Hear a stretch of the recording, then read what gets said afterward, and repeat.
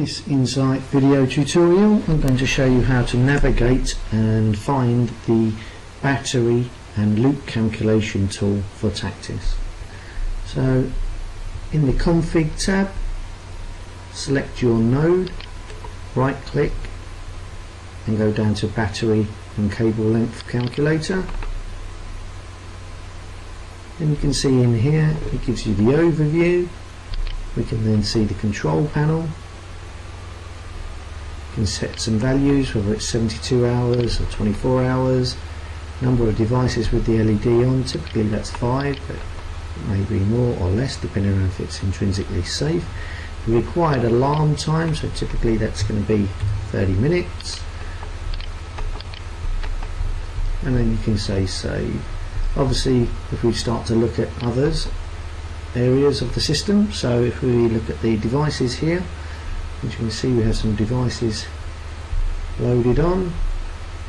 Obviously gives here, you'll see a tick box in the top of all of these which allows you to build into the overall result and report screen, which is over here, which tells which allows you to save as well as a PFD file or CV file. We can go to the I/O and the sander modules, expand that up, and we can see 4 sander circuits of the Tactis panel. We've got the wiring data, which we can select.